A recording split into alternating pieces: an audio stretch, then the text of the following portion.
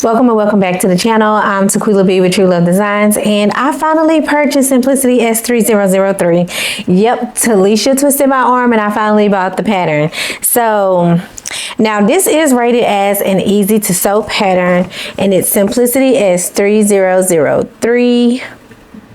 Now the view I made is view B, which is the view here that the model is wearing. And I want you to look at the sleeves that she has on and take note of those, how they cut like midway her hand. All right, first let's talk about the fabric that I used. This is like a very lightweight, almost pretty sheer fabric bundle that I picked up at Walmart about 2 to 3 years ago.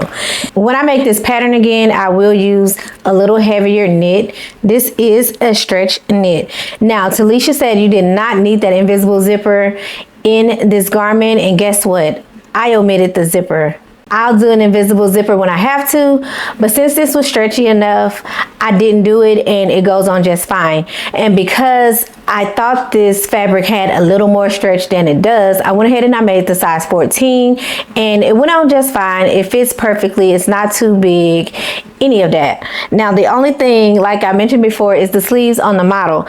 On me, look at these sleeves. They are like swallowing up my hands, you know, like they have their own show going on. So I don't know if I'll go in and trim these sleeves down, the flare part. I may just leave it how it is. So one of my suggestions to you would be you may want to either trim down the main sleeve or trim down your flare so that you can still have your hands. The other thing is, depending on the stability of your knit, you may want to use some interfacing in your neckband.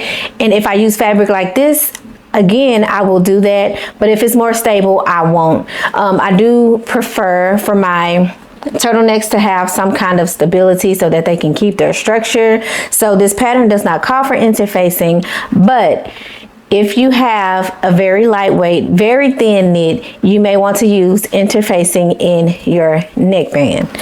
I omitted the zipper, like I said before, and I just sewed up the back. I can still easily get this garment on because it does have enough stretch for me to do so. As I mentioned before, it's an easy to sew pattern. You have your bodice front and back. You have your sleeves, you have your sleeve flare, and then your neckband. So that's 5 pattern pieces.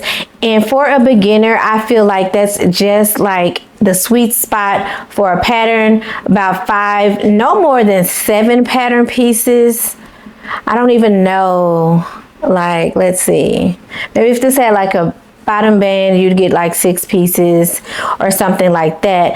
But 5 to 7 pieces for me would be like a sweet spot for a beginner. An adjustment that I did make to this pattern is I shortened the bodice front and back by 6 inches. And I'm learning that that's kind of like 4 to 6 inches, depending on where I want my tops to fall, is like needed for me. I have a short torso and I am fairly shorter than most of the models for these patterns. So like making these adjustments is just a thing, and it's really been working out for me. So I did shorten this by 6 inches and it fits very well. I enjoyed sewing this pattern. It was very quick, very easy.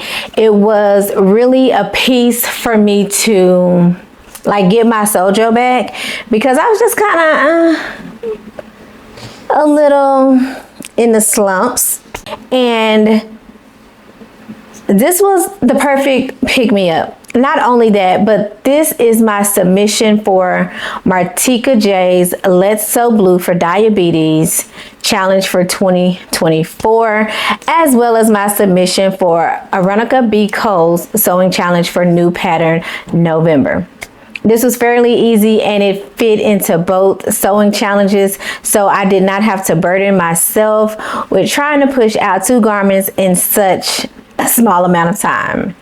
Did I say that I sewed this pattern up on November 30th, the day that it was due? I had it cut out for about a week and a half. I knew it needed to be done. There was Thanksgiving. There were just things on my mind. I just couldn't make myself get up and just sew it. So I knew I really wanted to submit it, though. I didn't want to miss out on this year because I enjoyed the challenge before. So I went ahead and did it on the 30th, and I barely made it.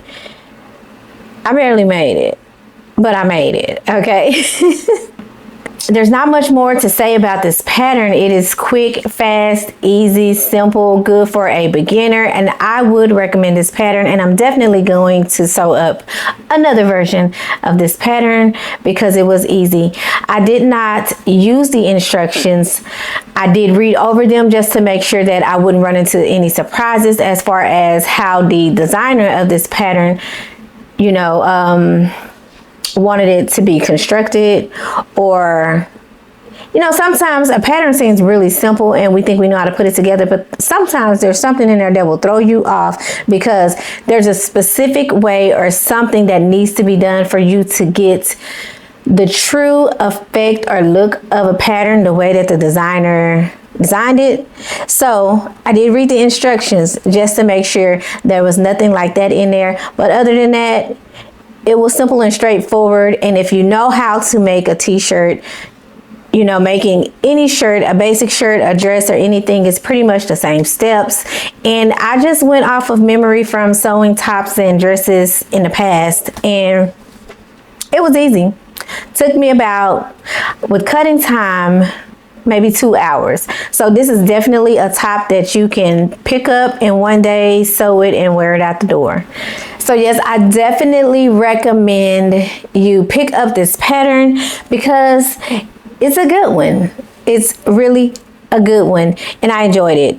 Anyway, that is all from me. Make sure you watch my Vlogmas videos. As I mentioned before, I may miss some days because I'm fairly new to Vlogmas and I don't really have a lot going on every day. I don't care to shop, but I've always wanted to participate. So any day that I can participate, I will be participating. So if you don't see certain days, don't look for them because they ain't there, okay?